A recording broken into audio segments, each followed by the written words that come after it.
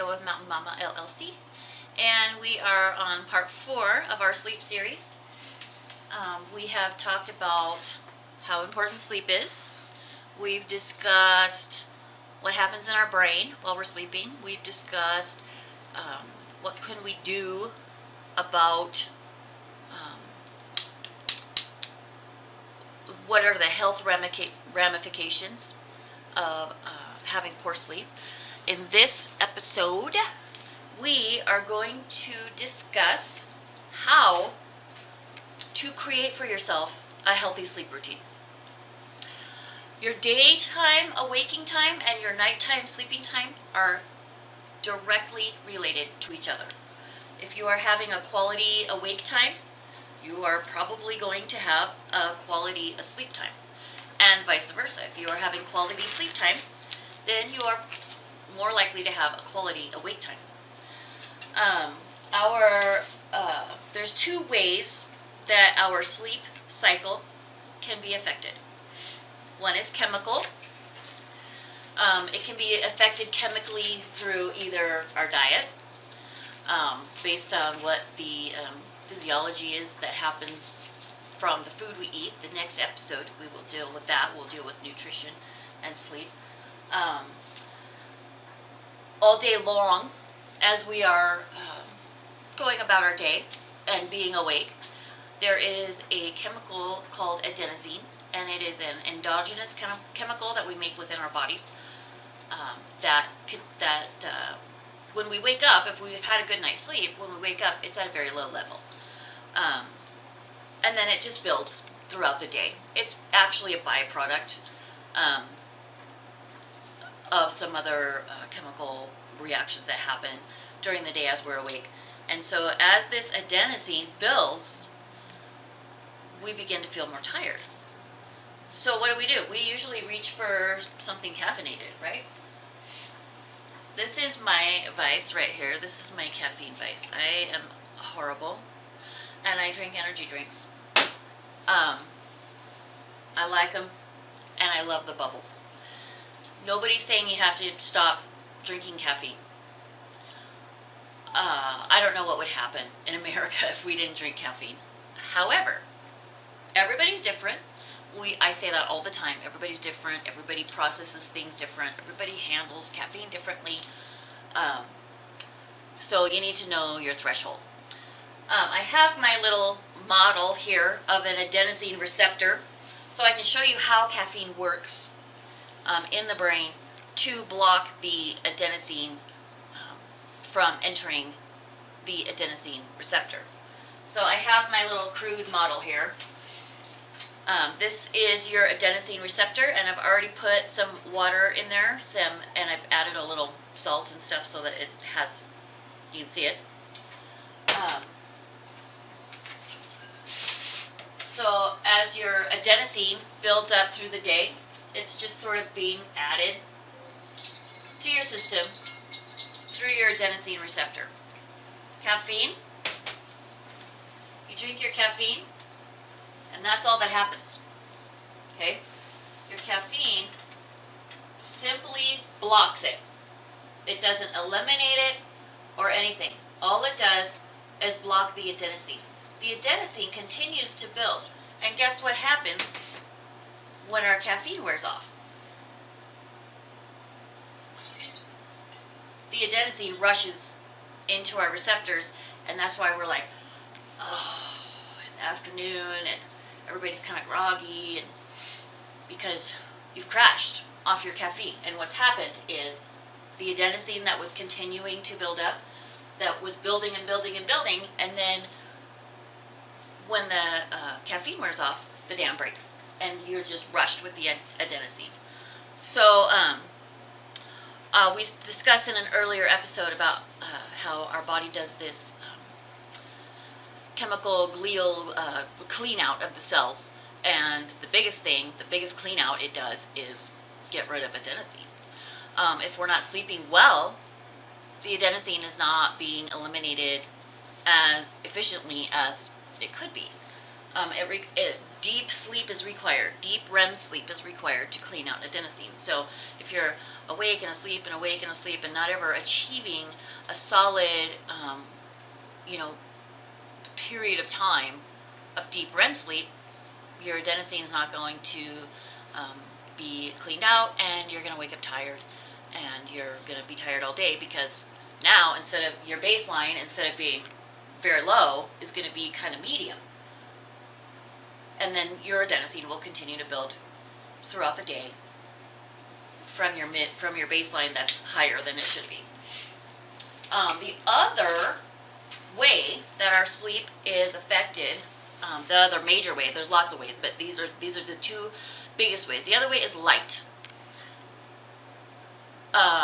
There's a big discussion everywhere about blue light, and everybody's wearing their blue light blockers, and their readers have blue light blockers in them, and because we know that oftentimes staring at a computer all day will make our eyes tired.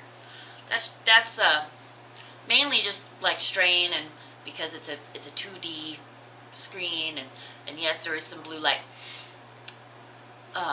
Blue light itself is not bad. When we wake up in the morning, the chemical that helps us to wake up is cortisol. Cortisol is generally associated with stress, but it's more of an action chemical, and cortisol can be a good chemical. It's what wakes us up in the morning. When we wake up in the morning, it's important within the first half hour or so to get a lot of light into your eyes. Now, not just any light, because the receptors in our eyes are looking for a specific kind of light. Mainly blue light and yellow light.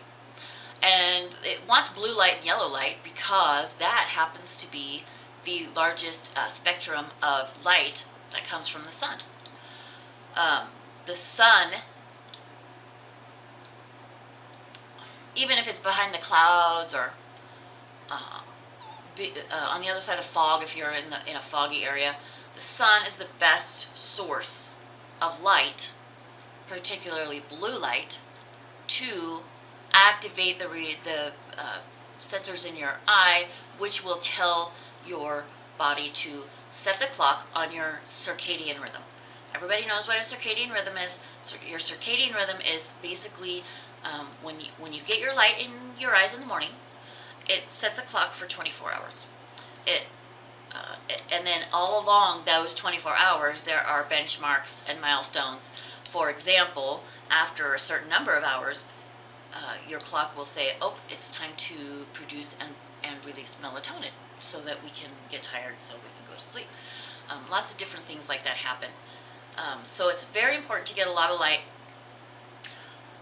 If you're in the northern hemisphere of the planet, and it's middle of November right now, and so we are not getting a whole lot of sunlight. We have, I think, 8 or 9 hours of daylight during the day, and that's miserable. A lot of us are sad. However, there are other ways of getting a lot of good bright light into your face during the day. You can use light simulators. You can use daylight simulators. You can really get those anywhere. The price ranges from, pretty low, maybe $20, $30, and then you can get really, really super specialized ones that go up in price. You need to have about 10,000 lux. A lux is a measurement of light particles, I think. You need about 10,000 lux for about 20 to 30 minutes. Exercise is also a really great way to begin the process of the chemicals moving and setting your circadian clock.